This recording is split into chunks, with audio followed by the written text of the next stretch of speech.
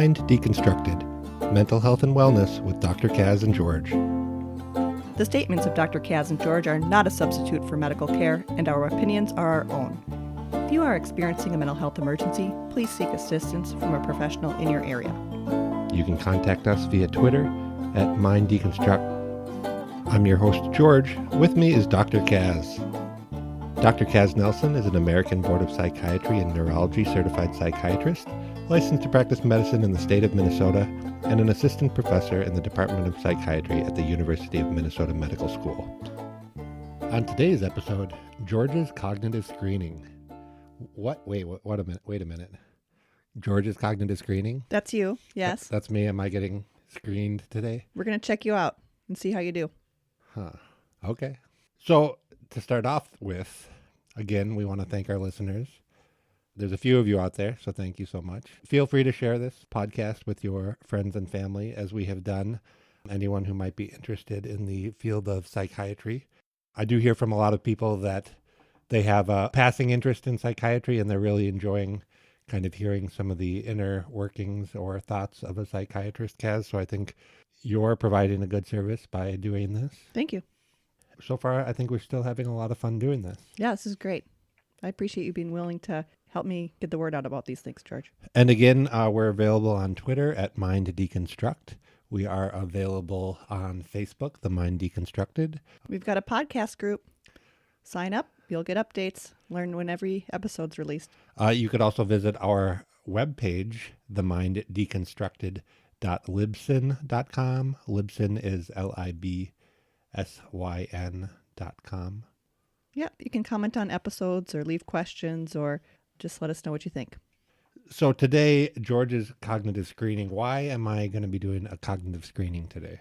Well, I've been getting a lot of questions, particularly with some of the hot topics in the news regarding President Trump's recent examination, and he had some cognitive screening done. And so there's a lot of questions. What's a cognitive screen? Is that the same thing as a psychiatric examination or a mental health screening? What about a diagnostic assessment? I hear about those too. Yep, another term that somebody might run across is diagnostic assessment or neuropsychological examination. All of these things that we mentioned are actually different things. And so I think it might make sense to define some of these things today, help you understand how they might be different, why you might use one instead of another. What do these screenings and examinations, what questions do they answer? And then for fun, a little bit of fun, we're going to be giving George the exact cognitive screen that President Trump received reportedly by his physician. Okay.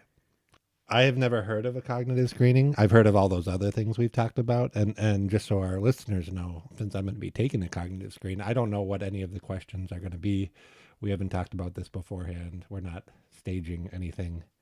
No, if this reveals something concerning about you, George, we're going to have a lot more to talk about in the next episode. And maybe we won't publish it. This is a non-political podcast. It's focused on mental health and well-being and helping people understand mental health and well-being.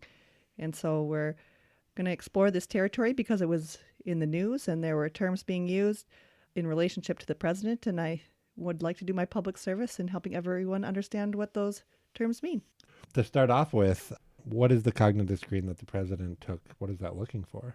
Zooming back a little bit, a comprehensive psychiatric or brain health, mental health evaluation has a lot of different components to it. We look at mood, behavior, and then also thinking patterns.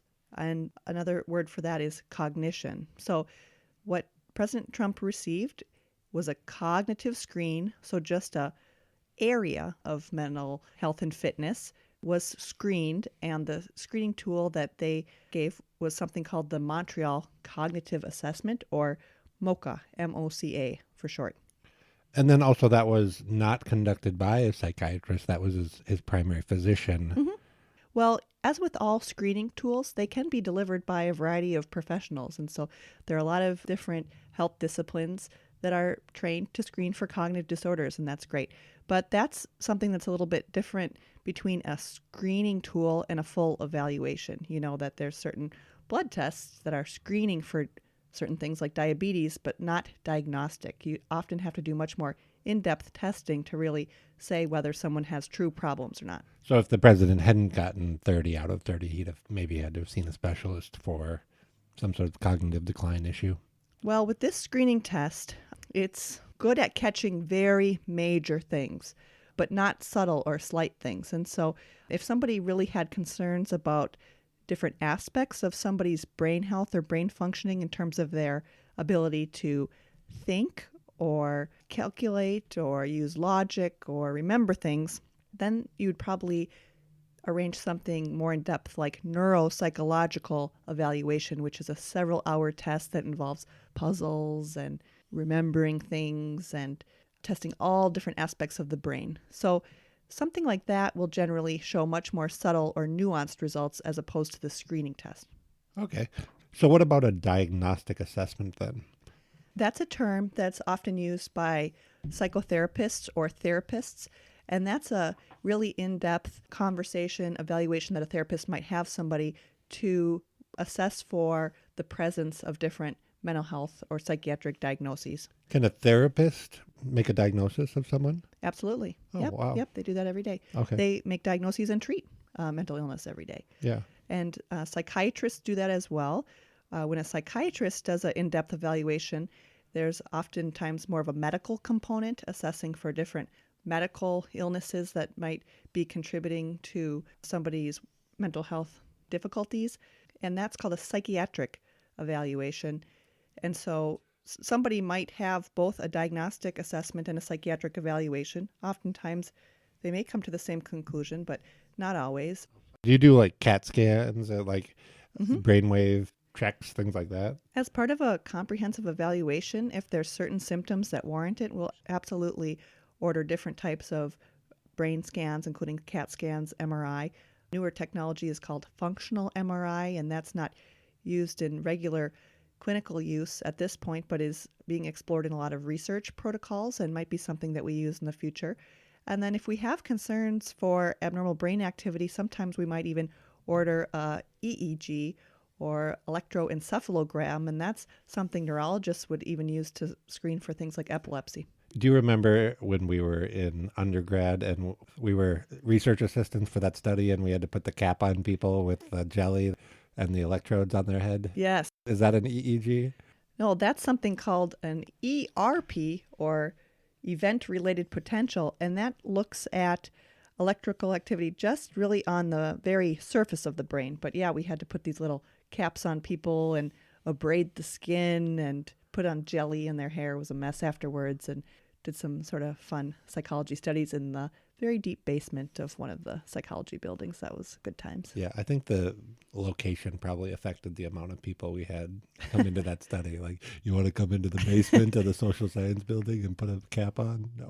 Yeah, well, a lot of the psychology studies are actually based on undergraduates because of their participation in some of these studies as students. So that's an interesting fun fact. So did we cover them all? Diagnostic assessment, neuropsych assessment, Psychiatric evaluation. And then cognitive screening. Cognitive screening. This MoCA that we'll be doing right now. Yeah, so the MoCA, again, stands for the Montreal Cognitive Assessment. This was developed by Dr. Nasruddin. This is available for free, and I've double-checked the permissions here that MoCA may be used, reproduced, and distributed without permission for educational use. And for this educational podcast, that's the purpose that we're going to be presenting this material. It's something that's used a lot by health professionals because it's accessible. It's possible that you may be in a clinic one day and they want you to do a MoCA screen, and probably listening to this podcast isn't going to ruin the accuracy of doing that test. But if you are worried about that at all, you could ask them for an alternate version, because they have a few versions of this for people who might be familiar with the original that I'll be going through today with George. Okay, so are we ready? We are ready. So I've flipped it over. Yep. It's a piece of paper, a form that we've printed off from the official website that developed this MoCA exam. I have a strong desire to do this for speed, timed speed. Right. The time to administer this is approximately 10 minutes, but this is not a timed exam. So if people need to take their time to do it, that's perfectly okay. And sometimes people lose points if they try to go too speedy. Yeah. let's begin. Tell me what to do, doctor. All right. I'm going to point your attention to that first box on the page and give you these instructions. Please draw a line going from a number to a letter in ascending order. Begin here and draw a line from 1 and then to A and then to 2 and so on, and then end here. And here? Oh, there it is. Okay. So 2B, 3C, 4D, 5E, which is also the end. All right. That seemed to work. Okay. Okay. We'll move on. Copy this drawing as accurately as you can in the space below. Okay, so there is a shape in the box, and I'm going to attempt to reproduce that shape. It is a cube. I haven't drawn a cube since high school art, but I think it's going okay. I'm almost done. I got like one more line left. What do you think? Let's see. Yeah, I'd give you a point for that. I got my point? Okay, Yeah, good. you got your point. Next, draw a clock. Put in all the numbers and set the time to 10 past 11. Okay, digital? That would be cheating. Okay. Analog, baby. Analog clock. This is going to be a problem for later generations who don't know what that is. I started with the 12, then the 6, then the 3, then the 9. This is something that's very sensitive and able to pick up people who maybe have had a stroke or different brain injuries. But so the hour hand is just a little past 11, and the number hand, the longer hand, is going to be pointed at the 10. That was actually worth 3 points, so you did it. Nice. Nice. All right, 5 out of 5 for visual spatial executive functioning, George. I've always been pretty good at visual spatial, but let's keep plugging away. All right, this is the one that they made fun of on the news a little bit. I'm going to point to each of these here, and I'd like you to tell me the name of this animal. Lion, rhinoceros, camel. Or dromedary is acceptable as well. Oh, good. I would not have gotten that point. Sometimes people have trouble actually recalling the name of things, even if they know what it is. So this isn't a matter of intelligence. It's judging the brain's ability to recall words and speak them. So it's not to really be minimized. Okay. This is a memory test. I'm going to read a list of words that you will have to remember now and later on. Listen carefully. When I'm through, tell me as many words as you can remember. It doesn't matter what order you say them in. Okay. Face, velvet, church, daisy, red. Tell me as many as you remember. Face, velvet, church, daisy, red. Okay. I will ask you to recall those words again at the end of the test. Okay. I'm going to say some numbers, and when I'm through, repeat them to me exactly as I said them. 2, 1, 8, 5, 4. 2, 1, 8, 5, 4. Now I'm going to say some more numbers, but when I'm through, you must repeat them to me in backwards order. Okay. 7, 4, 2. 2, 7, 4. Oh, 2, 4, 7. 2, 4, 7. I'm going to have to check and see if I can give you a point for that. I'm going to minus you a point for that. Yeah, not as stable genius as the president. Okay. Next, I'm going to read a sequence of letters. Every time I say the letter A, tap your hand once.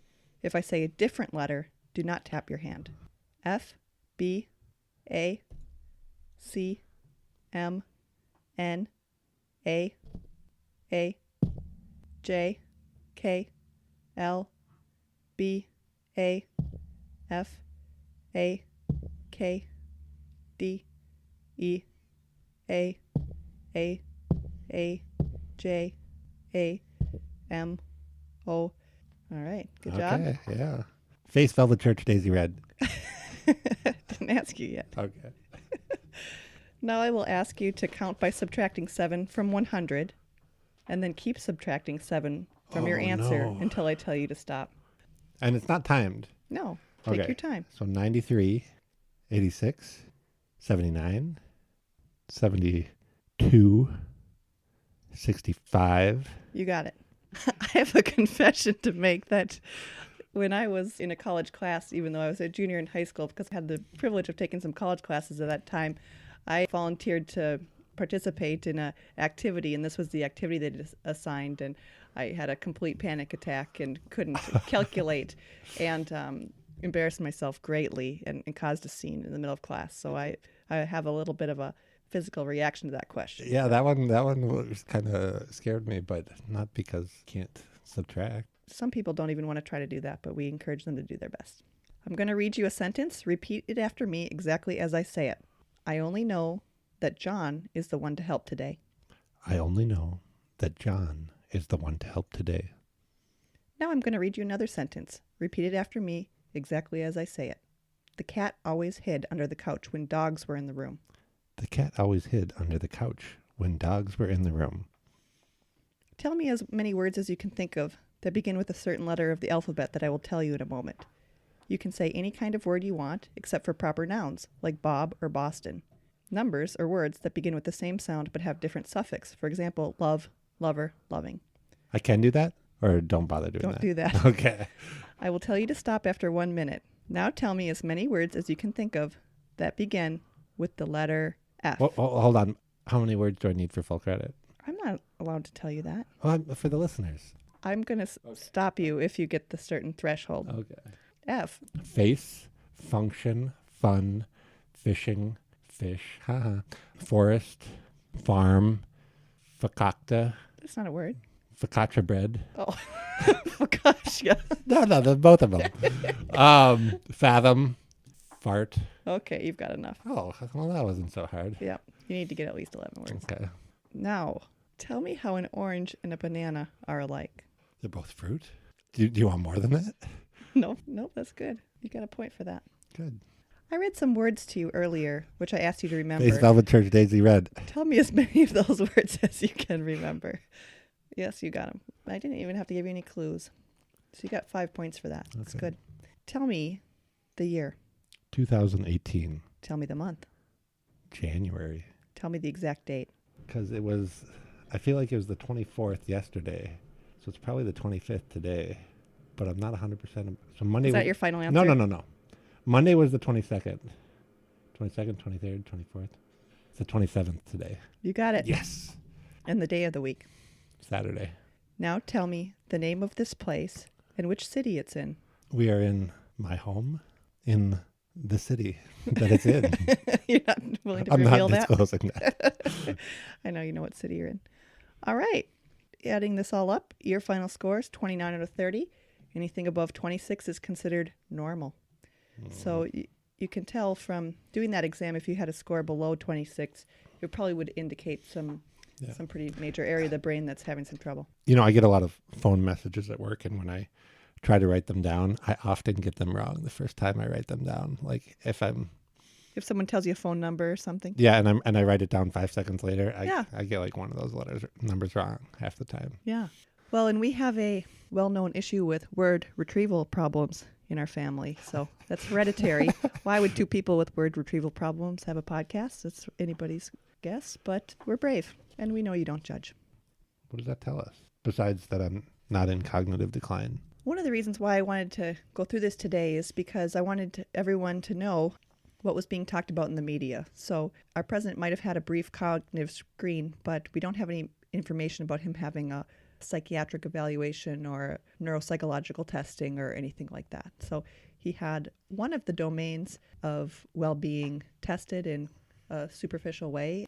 So the reason we're even talking about this and the reason the president even took a cognitive test is that there's this debate going on in the psychiatric community about diagnosing someone who isn't your patient. And there's a group of psychiatrists who have been actively talking about potential psychiatric illnesses or issues the president may or may not have. And then there's the American Psychiatric Association who traditionally, ethically, I don't think you guys were allowed to talk about that. Yes, there's a pretty well accepted rule. It's actually called the Goldwater Rule that the American Psychiatric Association is put forth and that its members agree to. And that's based on political events. That's based off of Barry Goldwater? Oh, yeah. It's crazy. Say something other than that's crazy. Stigma-free language. Oh, that's remarkable. That's remarkable that that my mind went to the right spot when you said Goldwater. Yes, there at that time were people making psychiatric diagnoses about that politician, and it potentially impacted his political career. And after that point, he said, we're not going to do that. It's unethical to do that. And that's been adhered to for a while. And then recent national events, people have questioned whether, for people who really understand mental health and psychiatric well-being, do we have an obligation if we see somebody, particularly in a position where they have their finger on the nuclear button, so to speak, or literally, do we have an obligation to actually say, hey, there's maybe risk of danger here or high risk behavioral patterns or psychiatric symptoms potentially that have been observed, and we actually are ethically obligated in certain cases to warn people when there's a risk of danger to self or others. And so that's the debate. And Bandy Lee is an assistant professor in forensic psychiatry at Yale School of Medicine who testified to members of Congress, not giving the president a diagnosis. She adhered to the Goldwater rule in not making a psychiatric diagnosis of the president, but said that based on her training and years of experience in assessing risk, she saw signs that made her concerned that there could be risk of somebody in such a position of power. That's kind of walking the line with the Goldwater rule. Right. Like she's raising alarm, but she's not saying what exactly the president may have. And I mean, we've heard a lot of diagnoses from cable news hosts. And So how do you feel about the Goldwater rule? I agree with the Goldwater rule. I observe the Goldwater rule. And I do feel like there are other ethics that we need to adhere to regarding assessment of safety and risk. And there are these rare cases where these two ethical principles come up against one another. And I think it takes a lot of good dialogue. What's the right and most ethical way to proceed? We're not going to be making any diagnoses for the president today. That's right. Right. Which is fine. Well, I'm a little disappointed that I got 29 out of 30 today. I think if I'd have been focusing a little harder, maybe not in this specific circumstance, maybe I could have gotten that last point. But I think, like you said, missing at 1 or 2 is not a big deal. It's perfectly normal. I think you're right. That speed is not the key to that sort of thing. But yeah, you don't have to feel any shame. You got a normal score. Anything above a 26 is considered to be relatively normal. And I think you're very courageous in taking the risk of showcasing your cognitive capacities here today on the podcast. So I appreciate your willingness to do that. Well, thank you. Thank you for joining us today. This podcast was produced by Kaz and George. Music by Paul. He's the best. Contact us and send us your questions on Twitter at MindDeconstruct.